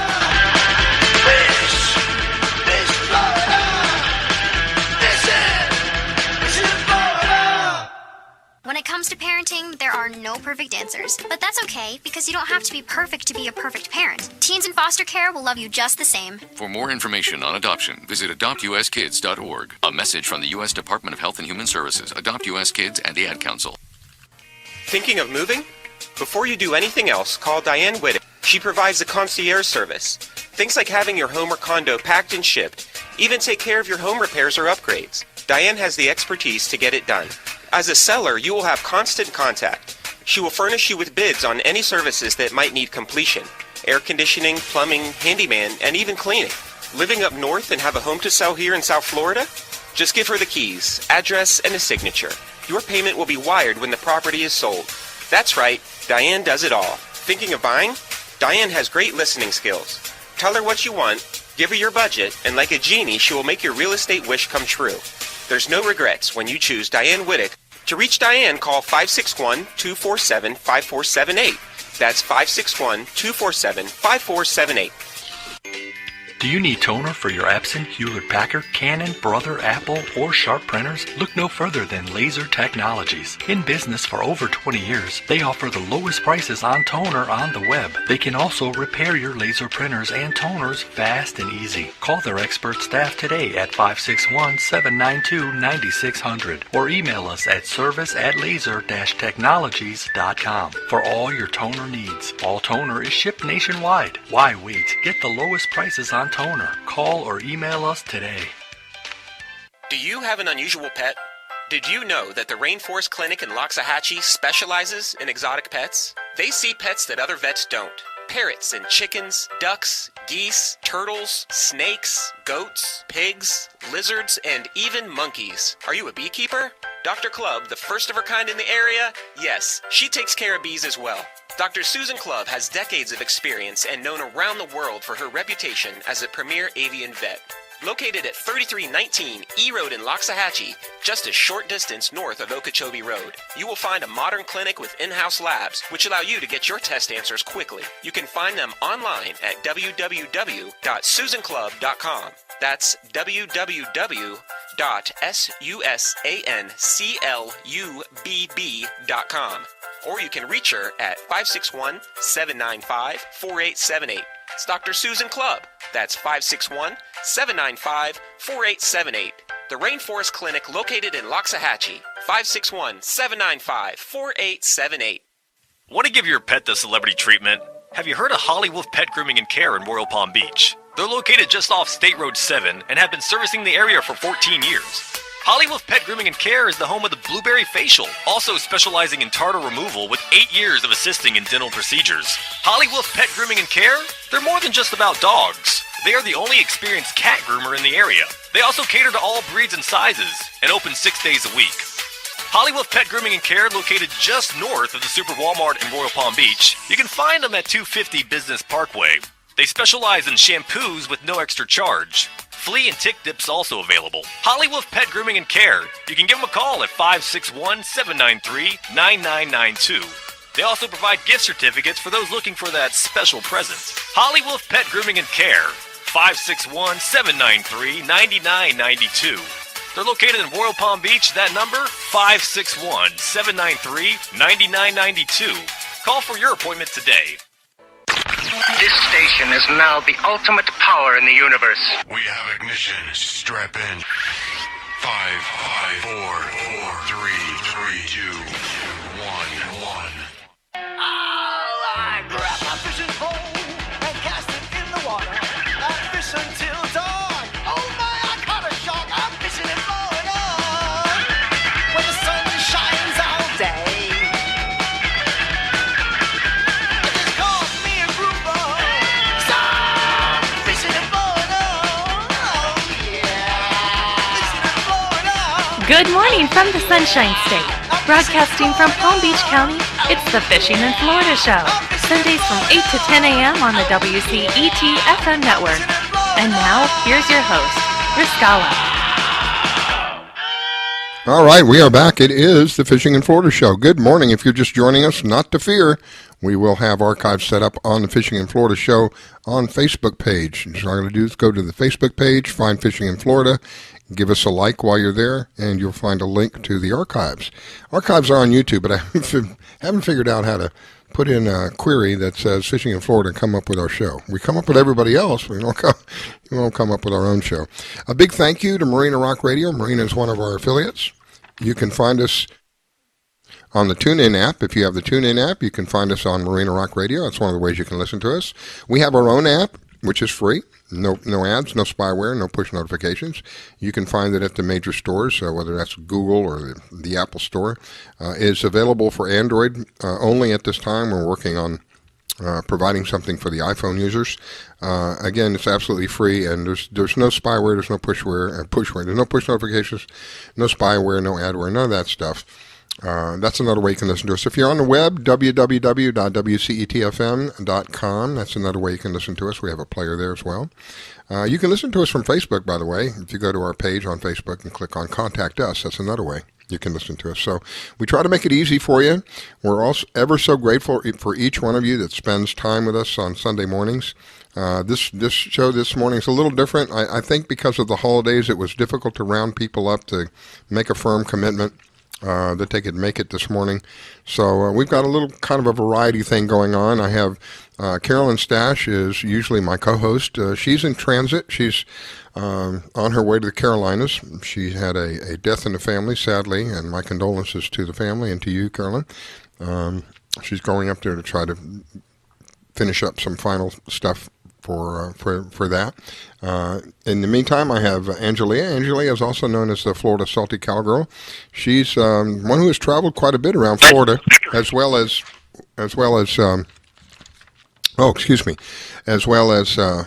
the United States. She's been up to Alaska. And I think about it now, from Alaska down to the Keys, right? Angelia, from Alaska down to the Keys. Yeah, I was very, very close up to the Aleutian Islands up there in the Kenai Peninsula, and I would make jokes when people would ask me where I was from, and I would tell them the Florida Keys. They would say, "Oh my goodness, you just got as far away as you could possibly get with still being in the United States." So I went from like the farthest northwestern island chain to the farthest southeastern island chain, and just really exciting times. Really, really beautiful land we have. I mean, anybody who doesn't go out there and explore is just missing out. Now, if you've been listening, you heard her say a little while ago about the halibut, and I started laughing. Let me explain to you why I'm laughing. Oh, my gosh. So while she was up there, she was taking, of course, pictures. Thank you so much. Awesome pictures and videos of stuff that she was seeing. But one of the pictures that stuck out in my mind is she caught this halibut. Now, she's not a really big lady. She's 5 foot, what, 5'5"? 5'6"? I'm 5'5" and bare feet and not a big person. She's got this halibut who's bigger than she is. And she's got this big smile, ear-to-ear smile. It's just something that just stands out in my mind.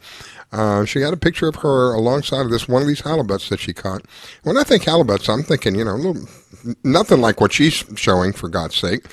These were, my gosh, these things look like aliens almost. They're so huge.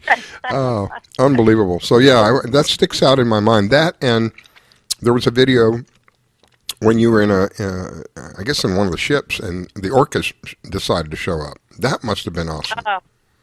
I think the most exciting video that I posted was of the humpback whales, and I had seen them a lot, and you can see their spouts just about everywhere when you look out across the water in some places. But we were in a particular area called Chatham Straits that was just very, very common to see the humpback whales. But here I am at the helm of this 80-foot yacht traveling with a group, and the humpback whales show up in giant numbers around the boat, and they start completely breaching the water. I'm talking just jumping out of the water like dolphins and splashing and playing, and that had to be one of the most exciting moments of my entire trip, to see an animal of that size, as big as a school bus, completely just come straight out of the water and do a half turn. And that would freak me out. That would freak me out. Like a banshee, and the people from Alaska were kind of laughing at me, but it was so amazing. Seeing it on TV is really nice, but man, when you see it with your own eyes, it's kind of, you never look at things the same again. Big difference. I've never seen a whale. I've never seen a whale now that I think about it, other than on TV, but I've never seen a whale like in real life. I think the largest I've ever seen is an orca, and that was at a what they call in a park, which I don't agree. Anyway, that's a whole nother story. But I think that's the biggest thing I've ever seen is an orca. I couldn't imagine seeing a whale out on, and then jumping and breaching the water. Do you worry about them hitting a boat? Not really. We were in such a large boat that it wasn't really a concern. And we did drag a fishing boat behind the yacht that I was at. I'm sorry. And you had to be very careful and watch for them. You avoided them. And they have the same laws up in Alaska like they do down here with our marine life, with our manatees and such. You're supposed to stay at least 100 yards away from them and try to avoid them.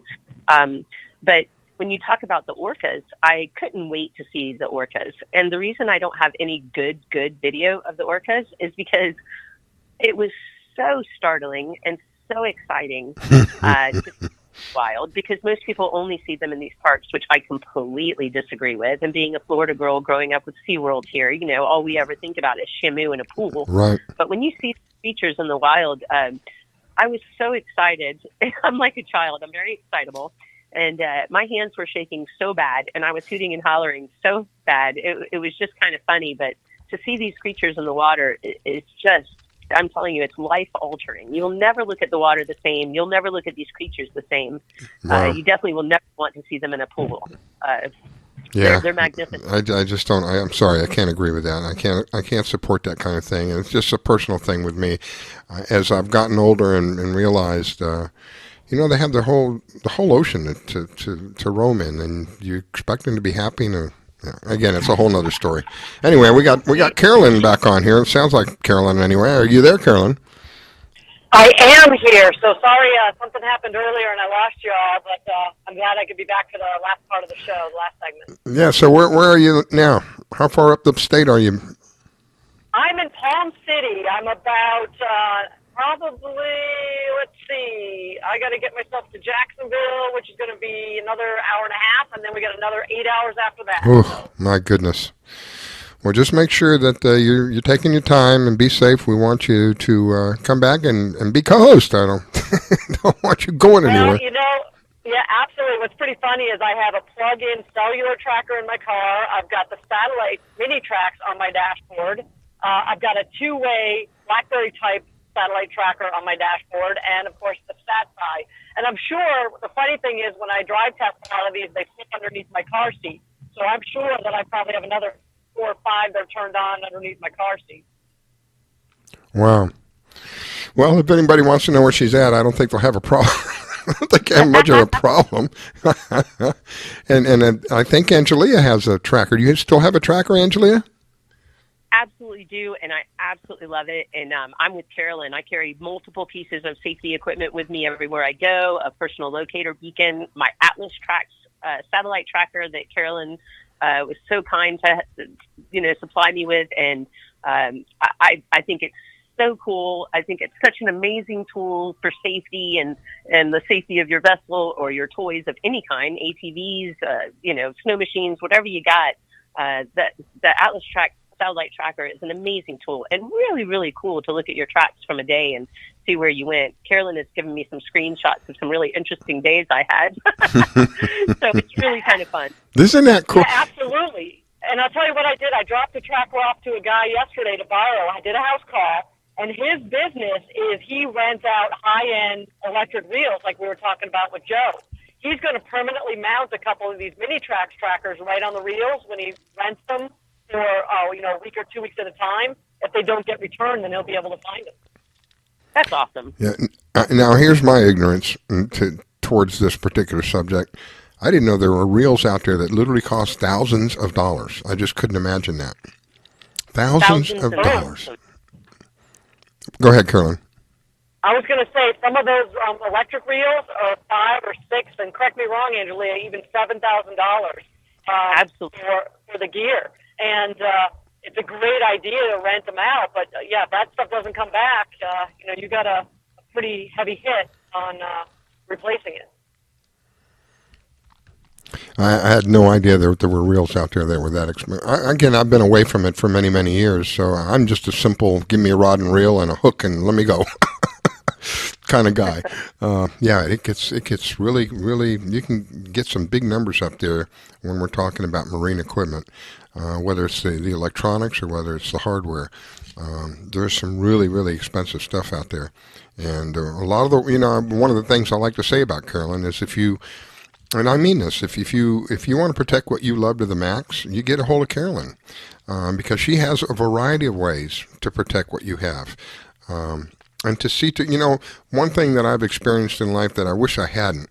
I had a car at one time that I don't know why, but everybody wanted to steal my car. It felt like the car got stolen 3 times in 1 year, and it is such a disheartening feeling to come out and you know where you left it, and there it's gone. 2 times were from my own driveway at the time.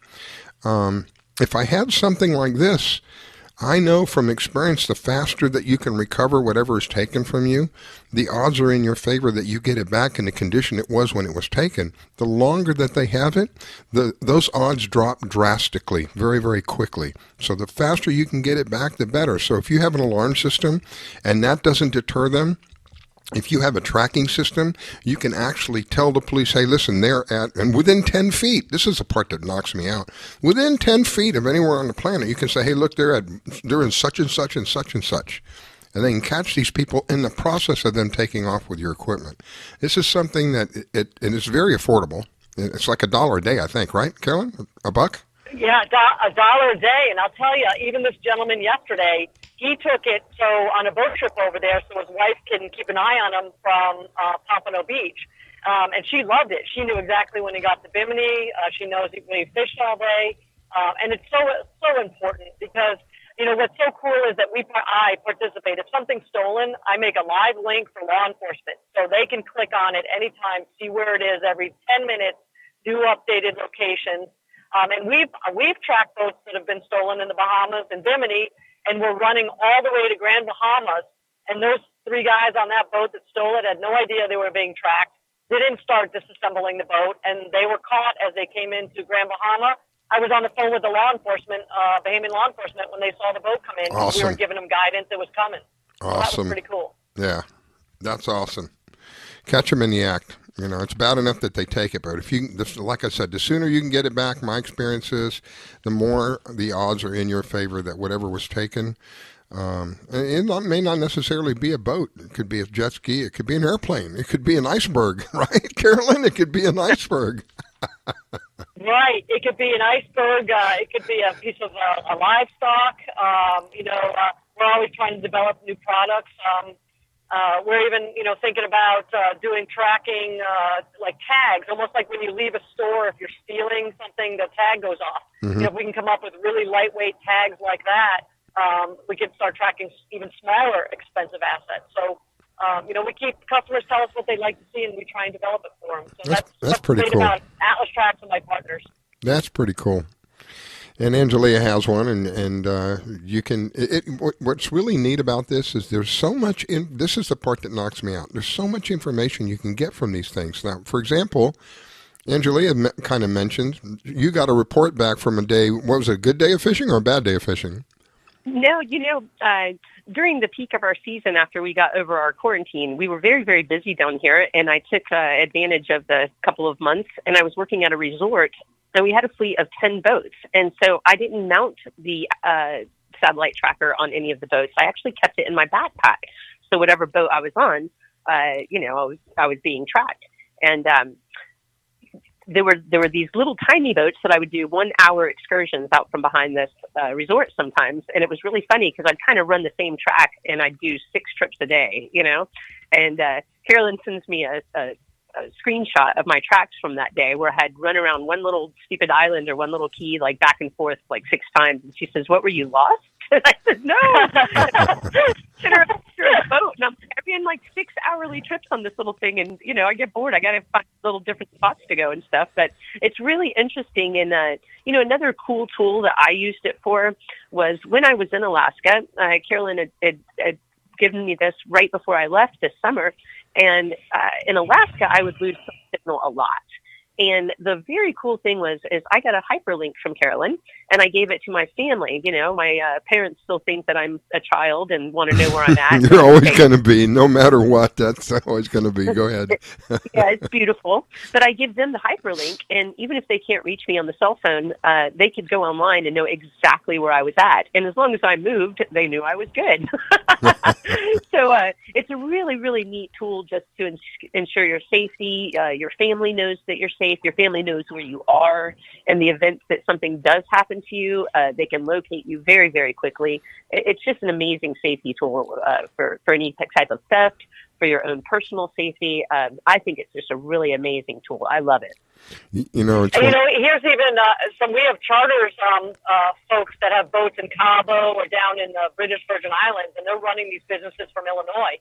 And some of the people that didn't realize they had trackers on their boats, and they would rent the customer's boat out for like Christmas and New Year's Day, and they wouldn't send him a check for the revenue. And he'd be like, you took my boat out. And they're like, no, we didn't. And he would be able to prove with maps and times and dates and latitudes and mileage that the boat did go out, how far it went, where it went, and kept those charter company management companies honest. But it's a great way to know when your boats move. How much fuel did you use? How many hours have you put on the boat in Cabo this month? So much, latitudes and longitudes you can export into Excel. Really, really good tools for even management. The data is just unbelievable. That's the part that knocks me out. You can tell how long they were at some place. And Carolyn, I think you can put it in an aircraft, right? And they can tell how high the aircraft was. And yeah, absolutely. So Tropic Ocean Airways puts them in their float planes when they do deliveries, provisioning yachts with food. And it's great. I was able to see them land in government harbor there and go down to altitude down to like 13 feet. Why is that so important? If you're flying a private airplane below 1,000 feet, air traffic controller cannot see you. So if you have an issue or a crash or go into the water or have to land on a golf course, only our equipment will be able to show you the altitude and where it ultimately ended up. So, you hear so many planes go into the ocean and they never find them, or, crash into a swamp, or, things that we hear. So it's just really good. It now creates your own little air traffic control for your family. That's pretty neat. again, it's the data that knocks me out. And the idea that you get all this information from this little thing, this little fit in the palm of your hand kind of thing. It's just, it's phenomenal. I've always been, and to this day, if it wasn't for technology, I probably would not be where I'm at today, because technology is how I make my living. So technology has always been fascinating to me. And when we talk about something like this, it just, if you grow up in it, it's not that big a deal. But if you've been around as long as I have, where we didn't have this kind of thing, you realize just what a blessing something like this can be, and realize that how fortunate we are to live in a day and age that we have this kind of technology, we have this available for us, and it's not a big thing. Again, I say it's the size of a credit card. Overall, top to bottom, left to right, it's about the size of a credit card. It's a little thicker than that, maybe a half an inch thick or so, because it has batteries in it, but it's that size, and it easily fit into your pocket, not just your pocket. You have a car, like I mentioned earlier, I had a car that everybody else wanted. I could have slipped that in the car, nobody would have known it was in the car, and I think that you can set up what they call a fence, right? A wireless fence, Carolyn? You can set up a wireless... Yeah, so you can do a couple things. You can make a geofence of whatever distance you want, or on when the tracker wakes up when it's on motion. So typically for boats, I do when it wakes up on motion. But I have 20 trackers we just sold to a construction company. They only want to know when their equipment leaves a large work area. So we made his geofence 5,000 feet. So that way the tracker does nothing or sends them no notices until it leaves 5,000 feet of a circle, meaning it's probably being stolen. But here's a funny story. I took my tracker out skiing with me last year, and I am by no means a good skier. And it, just like Angelia, all it showed was up and down the mountain in a straight line. But the funny thing is my speed was like 5 miles an hour, because I am not a high-speed skier. But when you average out the chairlift plus my slow speed, it was pretty funny to see how slow I can really move down a mountain. Hey, Carolyn, I love that, because I'm going skiing after Christmas, and that'll to see. I'm not a fast skier either, and it will definitely be in my backpack. Absolutely. I put it in my pocket on my chest, and I take it everywhere. So, take that with you when you go, and we'll see how fast you ski. But I think I was about 12 miles an hour, which is barely walking. Isn't that, it's amazing all the different information that you can get. So if it's in an aircraft, you can tell how high the aircraft is, you can tell how fast it's going, what direction it's in, you can follow the track that it's flown. I don't know, for somebody like me, because I know what's required in order to be able to do that, there's a tremendous amount of technology in the background. All you're doing is pushing buttons and looking at a screen. But it goes on in the background. You're talking to somebody that, my first computer was called a Commodore. We had to literally write our own programs. And for me to write a simple program, like a check writing program, it took me about a month. And then even then I had to work the bugs out of it. So now people don't realize that all I have to do is press a button. That's it. All you got to do is press a button and you can or you turn on your computer and go to a website, and you can see that it's already laid out for you. The track is already laid out for you. All the information's laid out for you. To me, I respect that, because I know, oh my gosh, so much in the background. And again, technology is one of my. So I'm like a little kid in a candy store when it comes to technology. I love it. And I love the ability that it's so transportable. And anyway, I can't get enough of that stuff. All right, I take it you're back on the cell phone, Carolyn? I am on the cell phone. My SatFi is not connected for some reason right now, so I'm not sure how the transmission is. I was for most of the show. Yeah. And anytime you want to talk to JF, he's our programmer. He's an amazing gentleman. He's super genius, and he used to track aircraft specifically. So he writes all our code, and he's a great guy if you ever want to talk to him. Yeah, I could tell you were back on the cell phone again because of the sound qualities. Not quite as good as when you were on a little hotspot thing. I think part of the problem is you just have low batteries. It may not be enough to provide the signal there. Yeah, well, I'll tell you, it's done great. It's a great test. It's the first time I've used it, so I'm glad I was able to call in on it. If my cell is so bad, I can log out. Otherwise, I'm going to hang out for the rest of the show. Yeah, no, I can hear you, but I could just tell there's a difference. And so, okay, we're kind of running out of time anyway. Let me give Angelia an opportunity to say whatever she needs to say to you before you go, and we'll let you go. And safe travels, my dear. Thank you. Yeah, safe travels, Carolyn. It's so nice to hear from you, and have a very safe trip. Catch some fish while you're up there. Absolutely, girl. And we got to get into some of those tournaments up my way and your way. So let's do it. Absolutely. Pictures, Carolyn. Get Lines, pictures. everybody. Be safe. You got it. Thank you, Carolyn. God bless you. Be safe. We'll talk to you soon. You got it. Thanks, Scala. All right. My condolences to the family as well. All right, Thank my you so friends. much. That's Carolyn. She's with Atlas Trax. If you want to protect what you love to the max, who you're going to talk to, that's the lady that you're going to talk to. She's got to go up to the Carolinas. She's got to deal with a family issue up there, and can't wait to get her back and have her back on the show again. So in the meantime, I've got Angelia. Angelia is the Florida Salty Cowgirl, and she is not only the Florida Salty Cowgirl, but she is a professional. What do you call yourself? A guide, a captain? I'm definitely a professional captain, and I would like to think of myself as a professional fishing guide for sport fish out here. Of course, I have my specialties like everybody does, but we are booking charters, and December is going to be a very, very busy month for me. So I'm booking charters as of the first of the year right now, and like I said, it's a very exciting time to come down and fish. We have a 33-foot open fisherman center console hydrosport. It's extremely comfortable.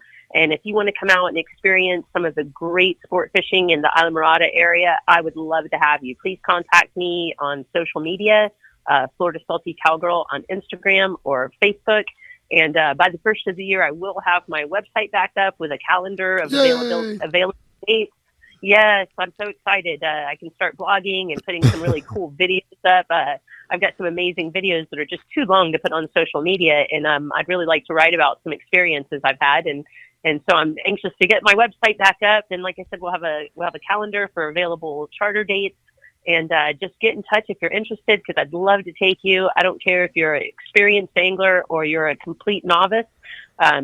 I love to take kids out and women that are interested in learning. And the best thing I can do is get people hooked on fishing and make them passionate about it like I am. I just don't think there's anything healthier for you out there. It's a very soul cleansing experience. And once you do something big in it and you get that adrenaline flowing, you'll never, ever feel the same about fishing. It's so exciting. There's something about being out on the water, and I think today would be one of those days where it's just a very light chop. It's maybe 1 to 2 foot, and you kind of humbling, especially when you're out far enough where you can't see the shore, and you realize what a speck you are, just a little speck in all of this, and it kind of. I'm sorry to interrupt. I always tell everyone the ocean is in control. You have to, respect the ocean and respect the water, and know what you're getting out there into, and stay safe. And yes, we are absolute just little specks on this earth. We are nothing. Yep. I was out. I was out one time. We were probably about 20 miles offshore, and I was married at the time. My wife was on the boat with me. We didn't have a really big boat. It was a 24-foot wellcraft. And off in the distance, she says, "Look, there's a shark." And there was these 2 fins, and they had to be like 5 feet apart. And I said, "It's not a shark. Those are porpoises. They swim in unison. They come up and down." No, that's a... So we got into this discussion about it's a shark, it's a porpoise. So we pulled up the lines. We were trolling, pulled up the lines, and we pulled up to this. It had to be at least 15 to 16 foot long hammerhead shark. This thing was so huge that when we pulled up alongside of it, it wasn't even threatened by it. It just kept swimming. It looked up at the boat for a moment, and it just kept on swimming like, okay, try something. It was unbelievable. So that's one of the biggest things I've ever seen, and that was awesome. That was humbling. One of the greatest things about being out there so much, Rascala, is you never know what you're going to see. Yeah. And I'm out there so often that I'm extremely blessed, and I've gotten to see so many just amazing things. And you never know when it's going to happen, and you never know where it's going to be. So the more time you spend on the water, the odds are more likely you're going to see these great, interesting things. Yeah. And you just never know. Every day is a new experience, and sometimes it's just something that you'll never forget. It's a beautiful thing out there, and if you want to get really humbled, then get under the water with a mask and see on underneath the surface, you will feel extremely small and realize that we don't even know half of what's going on in this world. It's a whole different world. I equate it to being an astronaut, you know? Yeah. In fact, we know more about space than we do about the ocean. Yeah. I've heard that many times over, that we know more about the things outside of our planet than we do the ocean itself, and what's down in some of these areas. It's where it goes down miles and miles and miles. That's amazing stuff that when you think about it. So have you been, while you're mentioning that, have you been scuba or snorkel? You know, I haven't in a few weeks. You know, I was posting a lot when I was doing a lot of snorkeling trips out on the reef. And every day, like I said, is something new again. And the wildlife is just amazing. And taking people from, like, let's say the Midwest, who never in their life imagined that such things were possible, and putting them in the water is so much fun for me. I mean, just like I said, it's a life-altering experience. And I've had people that were just so elated that it just makes me happy to be able to share it with them. It's just amazing. It's absolutely beautiful. And people would be very scared of the water because they don't know what's going to be in it.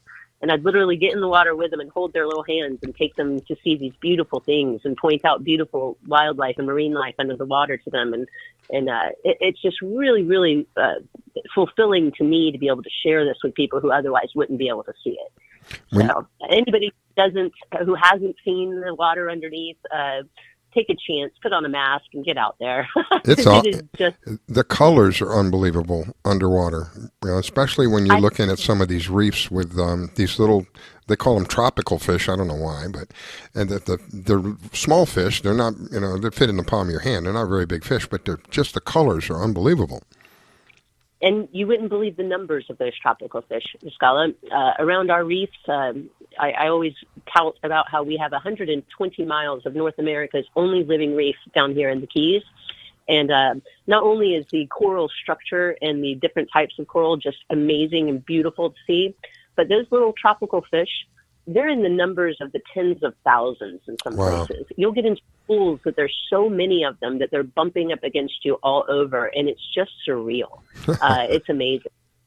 Wow. I'd like to see something. Do you get to take any pictures underwater? You know, I was just talking about that just in the last few days. I had a GoPro, and I'm kind of hard on things, and I broke it. And I need a new GoPro so that I can start filming underwater again. Everybody has their New Year's resolutions, and mine is to spend more time in the water this next year on my own. And I'd like to do a lot of filming because some of the things I saw in this last year were just mind-boggling. And I'm out there a lot, and I've gotten to see these things a lot. And so if I'm amazed, people who don't get to see this will definitely you can imagine what it's like for them. Yeah. Oh my gosh, it would be like me going up to see the stuff that you got to see up in Alaska. I would just be drooling the whole time, going, "Oh my! Did you see that? Did you see that? Oh my God! Did you see that?" I couldn't imagine. I just couldn't imagine seeing orcas and whales. And did you get to see seals too while you were up there? I saw more seals than you could possibly ever. Seals, penguins, sea lions. No penguins. I did not see any penguins, but lots of seals, lots of sea lions, hundreds and hundreds of otters everywhere. Wow. The orcas, the humpback whales, they have porpoises up there called doll porpoises, and they call them the speedsters of the marine world because these things are so fast and so amazing. And I just got some amazing video of these little doll porpoises swarming the boat. They look like little mini orcas. They're just beautiful, black and white. Wow. And then even bears along the shoreline in many, many places.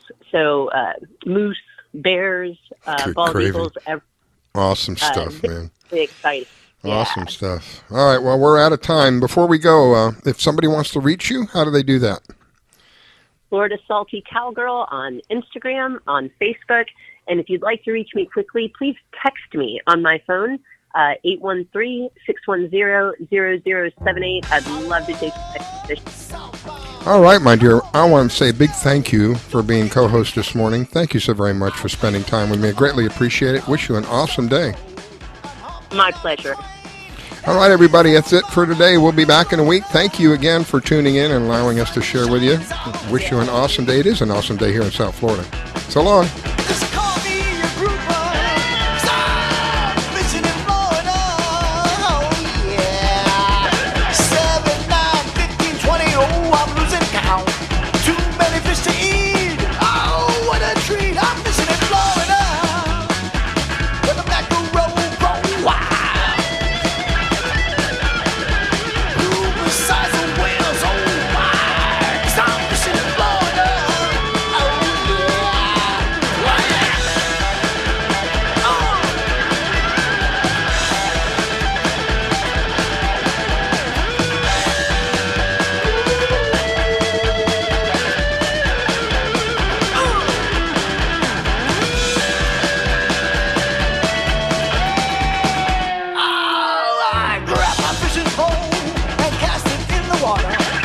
fish until